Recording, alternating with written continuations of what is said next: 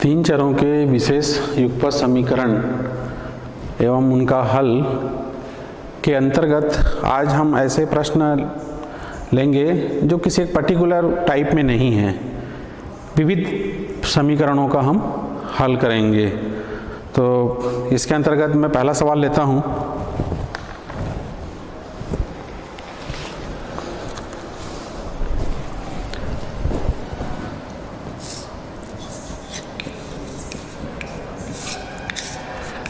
निम्न समीकरणों को हल कीजिए।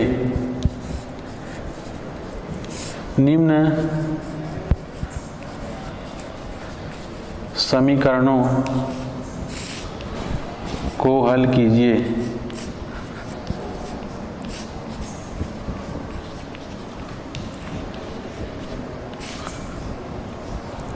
पहला समीकरण है X square minus Y Z is equal to A. दूसरा समीकरण है Y square minus Z X is equal to B.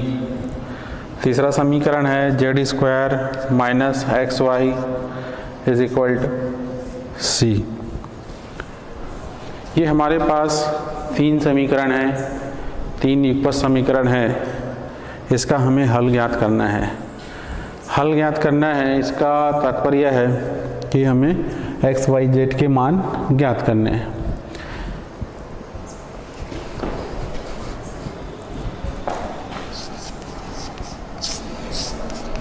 दिए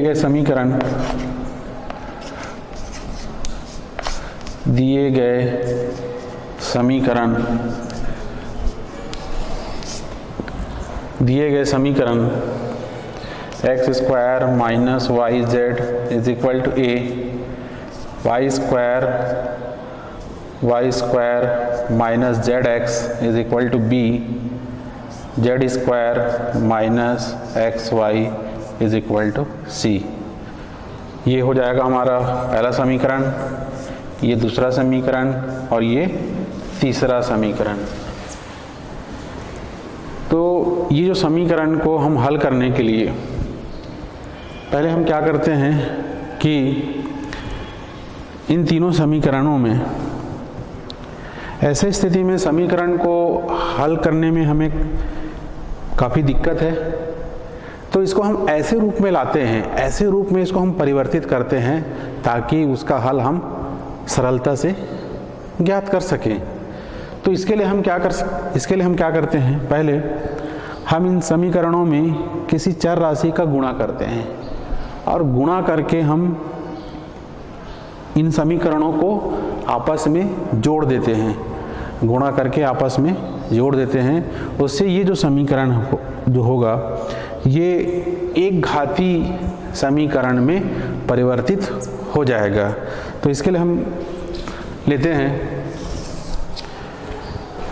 समीकरण 1 में हम y का गुणा करते हैं, समीकरण 2 में z का और समीकरण 3 में x का। पहले में y का, दूसरे में z का और तीसरे में x का गुणा कर हम इनको आपस में जोड़ देते हैं। समीकरण 1, 2 और 3 में क्रमशः समीकरण 1, 2 और 3 में क्रमशः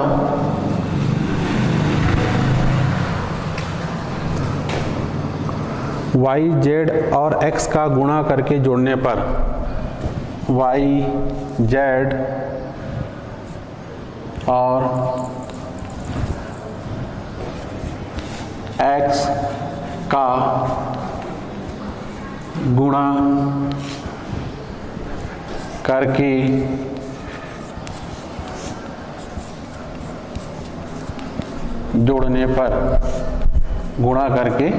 जोड़ने पर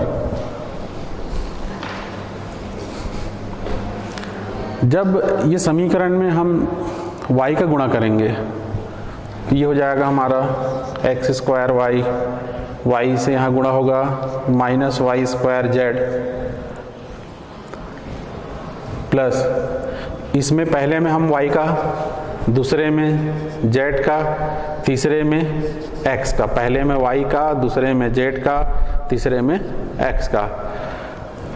अब यहाँ पे हम z का गुणा करेंगे, प्लस वाई स्क्वायर जेड, ये minus Z square x, plus तीसरे में x का, तो ये हो जाएगा z square x minus x square y, x square y. दायां पक्ष से जुड़ेगा, बायां पक्ष से जुड़ेगा, तो ये यहाँ पे हो जाएगा, ये बायां पक्ष हो गया। दायां पक्ष को लेते हैं हम, A Y plus B Z plus C X, ऐसा हम इसलिए कर रहे हैं ताकि ऐसा करने से हमारा ये जो समीकरण एक घाती समीकरण में परिवर्तित हो जाएगा। तो एक्स स्क्वायर वाई प्लस का और ये माइनस का, ये कैंसिल हो जाएगा।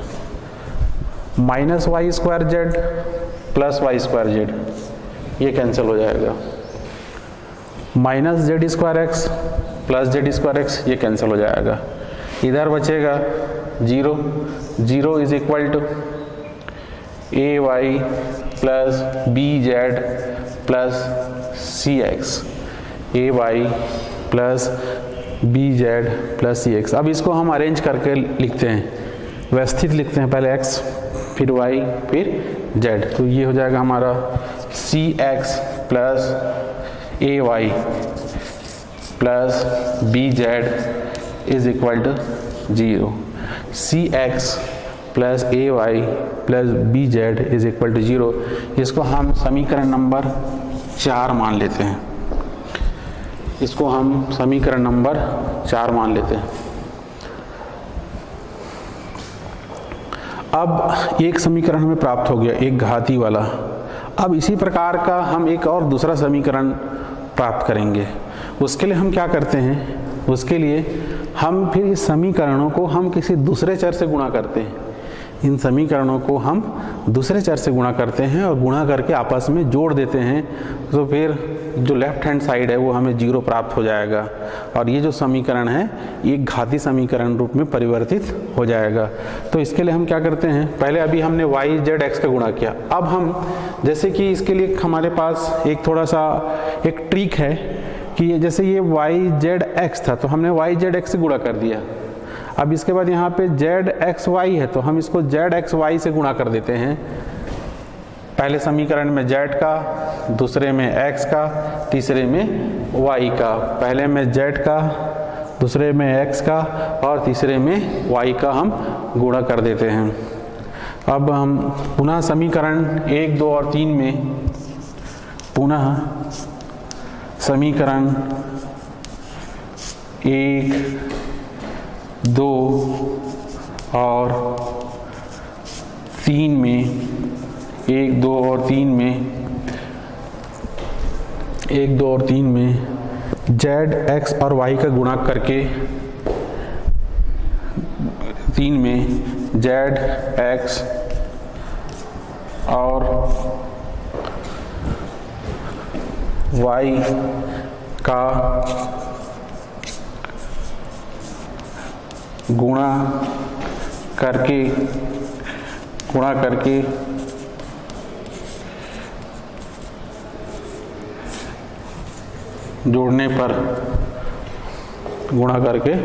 जोड़ने पर तो ये हो जाएगा हमारा।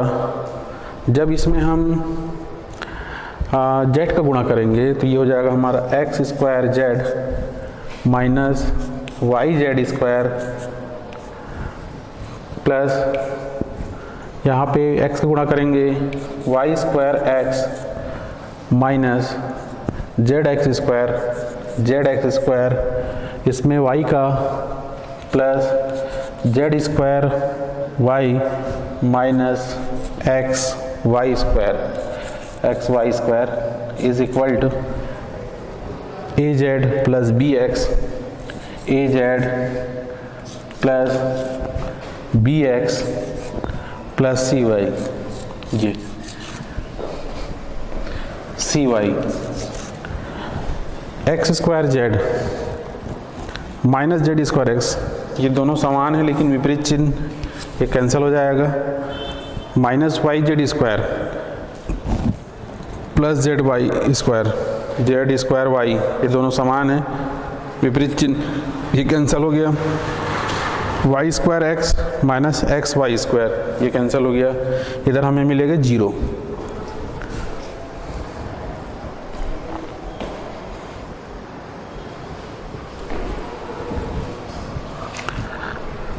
समीकरण 4 को हम अलग से नोट करके रख लेते हैं। C x plus A Y plus B Z is equal to 0, ये समीकरण नंबर 4 है।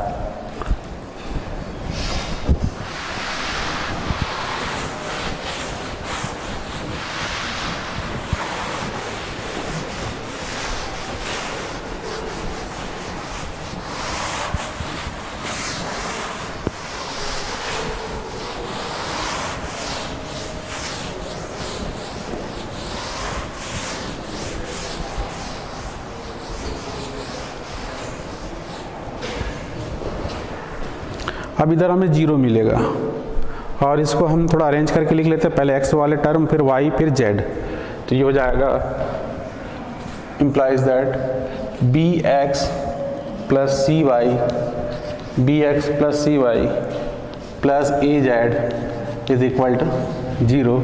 इसको हम लेते हैं समीकरण नंबर 5,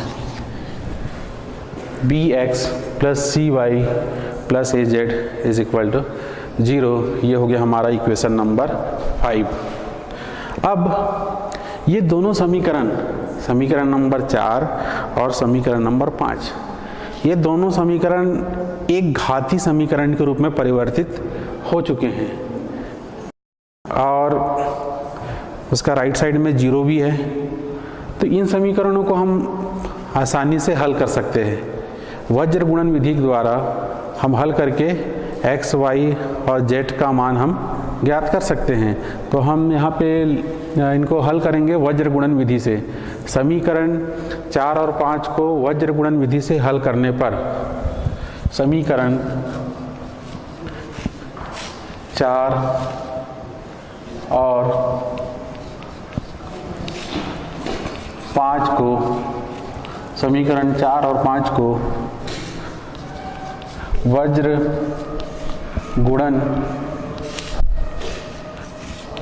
गुणन विधि से हल करने पर, वज्र गुणन विधि से हल करने पर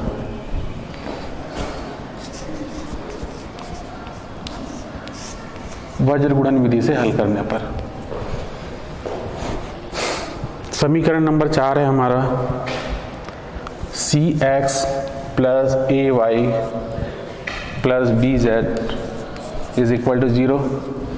समीकरण नंबर 5 है हमारा B x plus C Y plus A Z is equal to 0।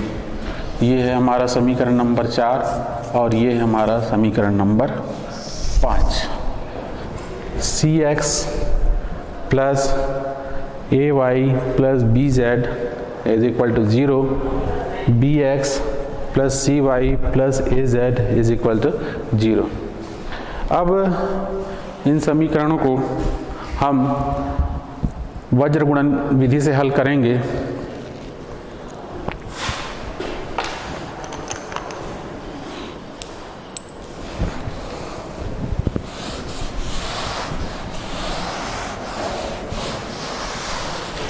वज्र गुणन विधि से हम समीकरणों का हल पहले अध्ययन कर चुके हैं, जान चुके हैं हम। पहले x के लिए लेते हैं, x अपान, तो x को हम, x वाले पदों को हमको छोड़ना पड़ेगा। आगे के देखते हैं, तो इनके गुणांकों को लेना है, चर के जो गुणांक है उसको लेना है। ये y का गुणांक a और ये क्रॉस ऐसा ऐसा तिरछा, ये इनके जो गुणांकों को ऐसे गुणा करेंगे, फिर माइनस साइन लेंगे, फिर ये गुणांकों का गुणा होगा। फिर y का जब लेंगे तो y के पद को छोड़ेंगे इसके आगे का क्या है, जेड का गुणांक क्या है बी, और ये से एक्स गुणांक, ये ऐसा क्रॉस लेंगे, ये इस तरीके से, फिर माइनस साइन लेंगे, फिर ये लेंगे, फिर इसके लिए जेड के लिए जेड वाला छोड़ देंगे, ये सामने से लेंगे, ये ऐसा, फिर माइनस ये ऐसा, इनके गुणांकों को लेना है, एक्स वाई जेड के हमें गुणांकों को गुणा करना है, उसको लेना है। तो एक्स जब लेंगे तो ये हो जाएगा हमारा A square minus B C is equal to Y upon, ये इसको छोड़ेंगे तो ये हो जाएगा B square minus A C is equal to Z upon C square minus A B, X upon B A square minus B C, Y upon B square minus A C is equal to Z upon C square minus A B. ये तीनों आपस में बराबर है तो इसको हम के बराबर मान लेते हैं, कांस्टेंट के बराबर में मान लेते हैं। माना ये तीनों आपस में बराबर है, उसको हमने के मान लिया, इम्प्लाइज दैट अब ये के बराबर है, ये भी के बराबर है, ये भी के बराबर है। तो यहाँ पे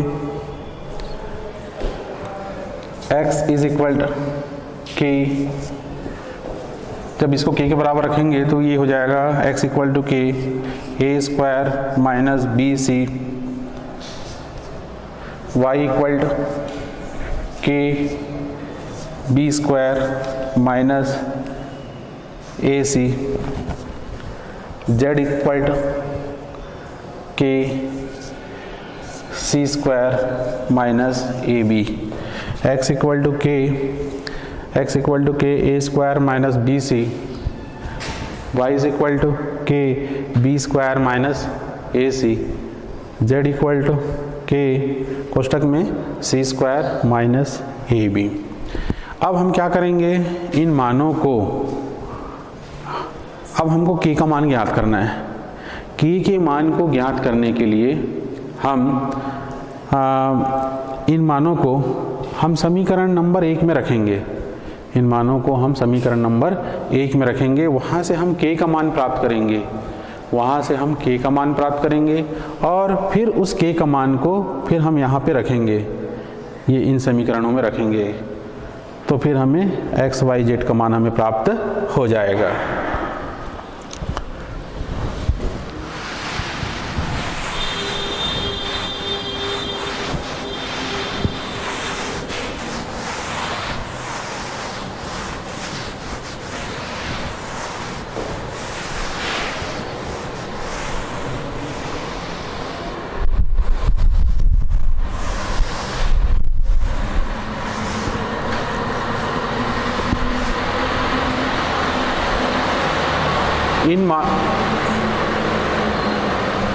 इन मानों को समीकरण नंबर 1 पे रखने पर, इन मानों को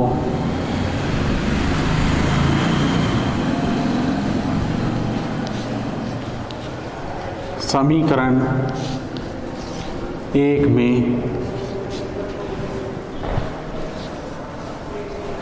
रखने पर, समीकरण 1 में रखने पर, समीकरण 1 हमारा है X square minus Y Z is equal to A, X का मान है के कोष्टक में A square minus B C, तो ये हो जाएगा K A square minus B C whole square,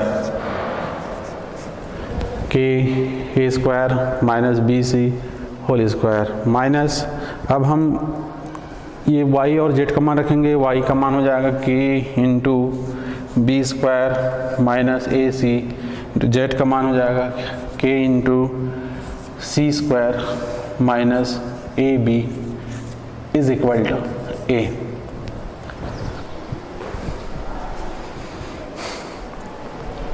ये स्क्वायर दोनों में होगा, k में भी होगा, इसमें भी होगा, इम्प्लाइज दैट के स्क्वायर, ये इसको जब हम a minus b whole square वाला समीकरण से जब इसको हम ओपन करेंगे, इसको जब हम ओपन करेंगे तो ये हो जाएगा a minus b whole square a square plus b square minus 2ab, a की घात 4 plus b square c square minus 2a² BC, ये इसको प्रसार कर दिया हमने, सीधा ले लिया उसको a minus b whole square से, a की घात 4 b² c² minus 2a² BC। अब इनको आपस में गुणा करेंगे, माइनस k² b² का c² में गुणा होगा, b² c², b² का यहाँ पे गुणा होगा, माइनस ab³ जब इसका यहाँ पे गुणा होगा माइनस AC का c² में, माइनस AC³ माइनस AC³, और ये माइनस AC का माइनस AB में इंटू होगा, minus into minus plus a² BC is equal to a, b² c² minus AB³ minus AC³ plus a² BC। अब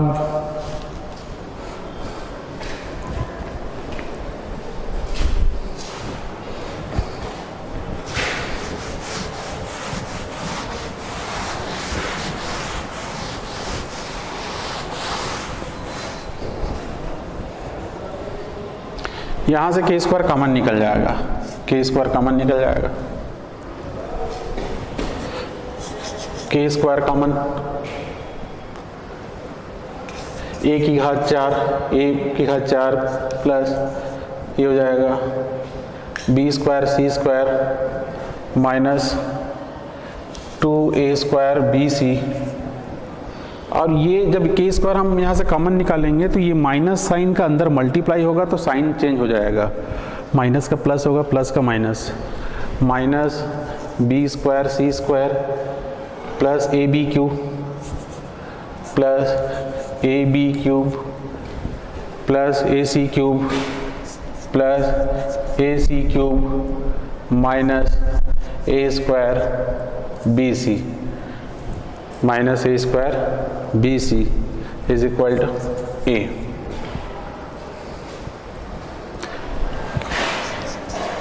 k² a to the power 4। अब यहाँ पे देखते हैं कुछ कैंसिल हो सकता है या कुछ ऐड होगा या कुछ सब्ट्रैक्ट होगा, कुछ जुड़ेगा घटेगा या कुछ कटेगा। तो ये b² c² प्लस का है और ये माइनस का है, ये आपस में कैंसिल हो जाएगा, ये आपस में कैंसिल हो जाएगा,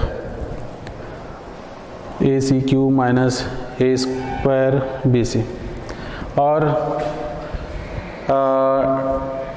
माइनस 2a² BC और माइनस a² BC ये दोनों ऐड हो जाएगा, दोनों समान पदी हैं, दोनों का चिन्ह समान है, जुड़ जाएगा, minus 3a² BC minus 3a² BC और ये हो जाएगा हमारा AB³ plus AB³ plus AB³ और ये हो जाएगा प्लस AC³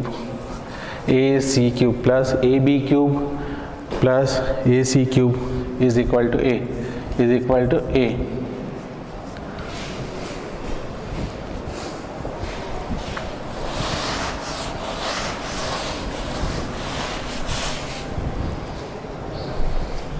अब यहाँ से a कॉमन निकल जाएगा, a कॉमन निकलेगा, a कॉमन निकल गया, a³ माइनस 3abc, a बचेगा यहाँ से a कॉमन निकल गया तो b³, यहाँ से a कॉमन निकल गया c³ is equal to a से a कैंसिल हो जाएगा, implies that k² is equal to 1 upon, इसको हम थोड़ा अरेंज करके लिखते हैं, व्यवस्थित करके, पहले a³ plus b³ plus c³ minus 3abc, 1 upon a³ plus b³ plus c³ minus 3abc। अब इसके बाद हो जाएगा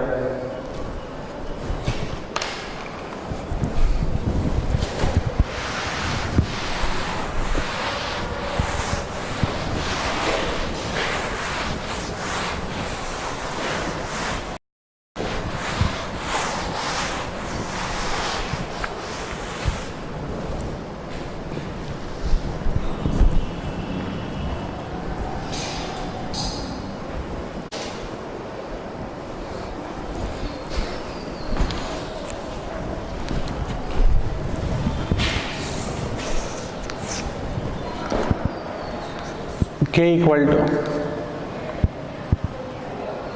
plus minus 1 upon under root a cube plus b cube plus c cube minus 3abc minus 3abc। ये k का मान हमें ज्ञात हो चुका है। अब ये k का मान को हम इन समीकरणों में रख के, यहाँ पे k का मान इन समीकरणों में रख के हम x y z का मान ज्ञात कर लेंगे।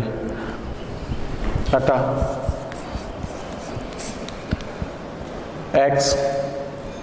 x इज इक्वल टू,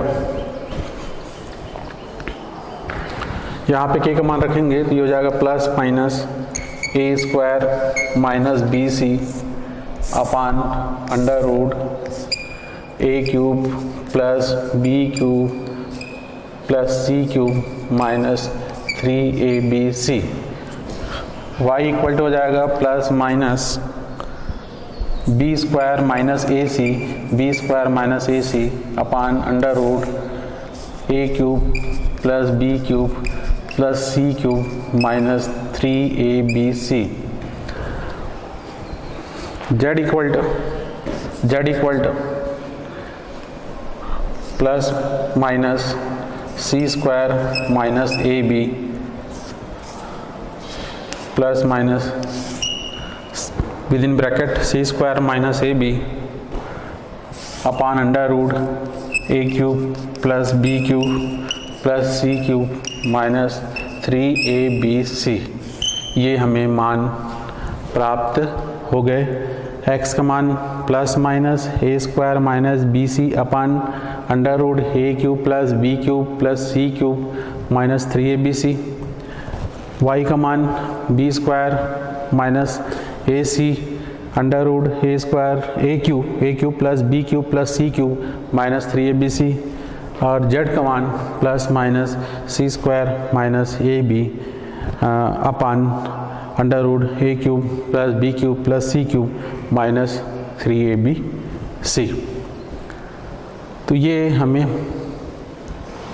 समीकरण का हल प्राप्त हो गया है। ये सवाल का हल हुआ।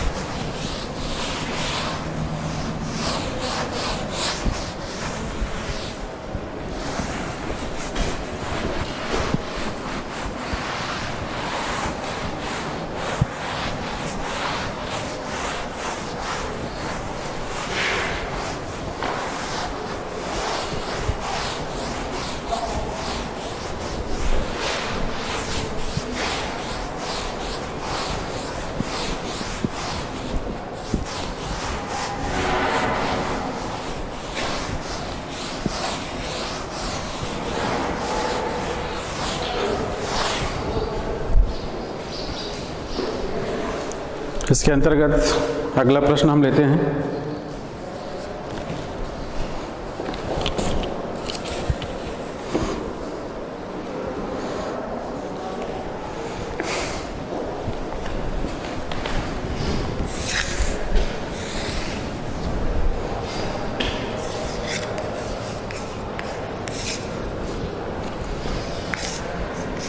One upon x plus 1 upon y is equal to 5, 1 upon y plus 1 upon z is equal to 7, 1 upon z plus 1 upon x is equal to 6। हल कीजिए।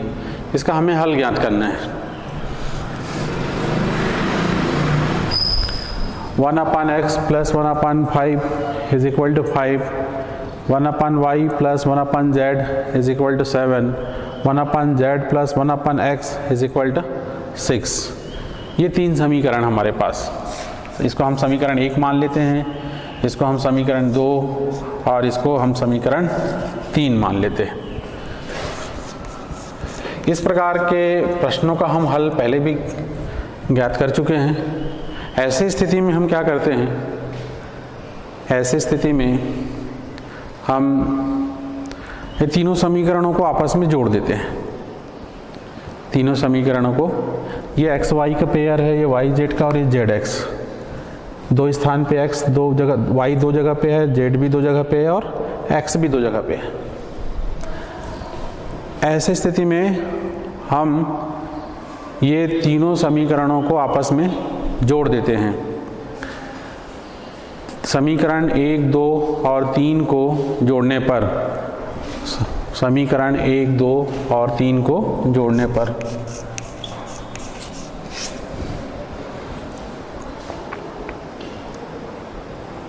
समीकरण 1, 2 और 3 को जोड़ने पर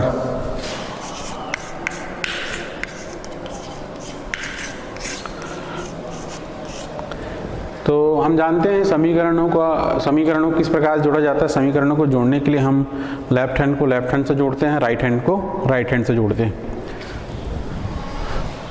1/x plus 1/y plus 1/y plus 1/z plus 1/z plus 1/x 5 plus 7 plus 6 1/x plus 1/x ये हो जाएगा 2/x 1/y plus 1/y 2/y plus 2/z। तो ये हो गया हमारा 5, 7, 12, 12, 6, 18 implies that 2 common 1/x plus 1/y plus 1/z is equal to 18। 1/x plus 1/y plus 1/z 18/2 हो जाएगा। ये 2 इधर भाग लग जाएगा, 18/2 2 18। 1/x plus 1/y plus 1/z equal to 9। ये हो गया हमारा समीकरण नंबर 4। ये हो गया हमारा समीकरण नंबर 4 हो गया।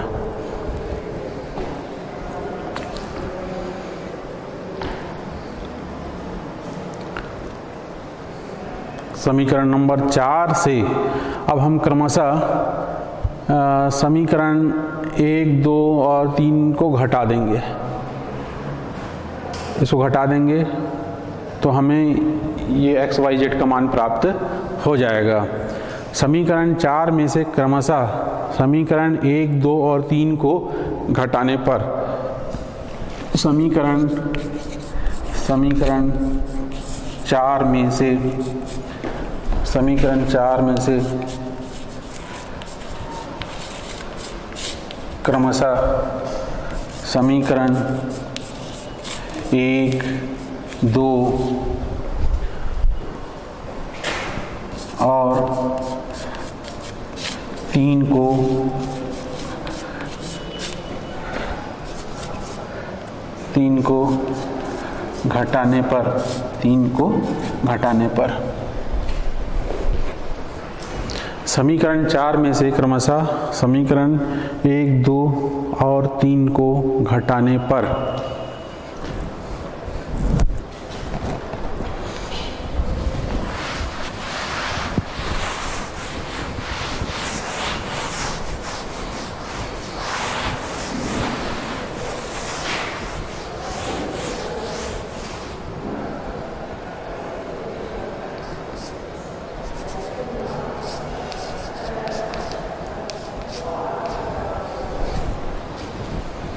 जब हम समीकरण 4 में से समीकरण 1 घटाते हैं 1/x plus 1/y plus 1/z, ये -1/x minus 1/y, left hand से लेफ्ट हैंड घटेगा, राइट हैंड से राइट हैंड, हो जाएगा 9 माइनस 5, माइनस 1/x से प्लस 1/x कैंसिल हो गया, माइनस 1 से प्लस 1 कैंसिल हो गया, implies that 1/z is equal to 4, 1 equal to 4z, implies that z equal to 1/4, z equal to 1/4। अब इसी प्रकार से अब हम ये z की वैल्यू हो गया। अब हम समीकरण नंबर 2 को हम घटाएंगे समीकरण 4 से। समीकरण हम 2 को घटाएंगे समीकरण 4 से। 1/x plus 1/y plus 1/z ये घटेगा minus 1/y minus 1/z is equal 9 minus 7, minus 1/z plus 1/z ये कैंसिल, माइनस 1/y से प्लस 1/y कैंसिल हो गया, 1/x 9 में 7 गया 2, तो ये हो जाएगा हमारा x is equal to 1/2, x equal to 1/2, x is equal to 1/2। अब हम समीकरण 4 में से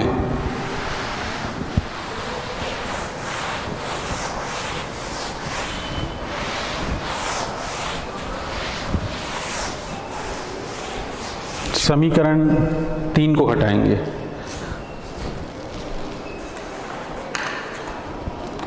समीकरण 4 में से हम समीकरण 3 घटाएंगे। समीकरण 4 हमारा 1/x plus 1/y plus 1/z minus, इसके सामने माइनस आ जाएगा, minus 1/z minus 1/x is equal to 9 minus 6, minus 1/z से प्लस 1/z कैंसिल हो गया, माइनस 1/x से प्लस 1/x कैंसिल हो गया, implies that 1/y 9 माइनस 6 3।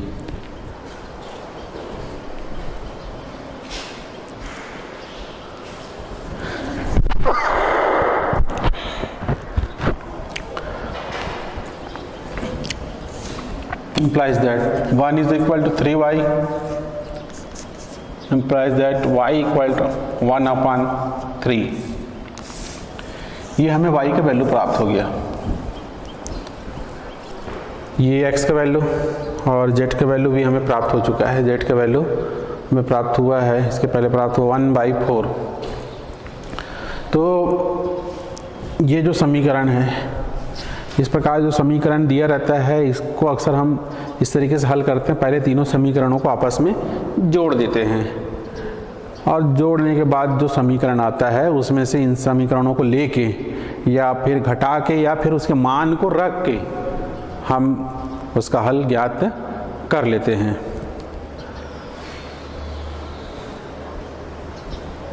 तो इसी के साथ आज का यह हमारा कक्षा समाप्त होता है। आप सभी को धन्यवाद।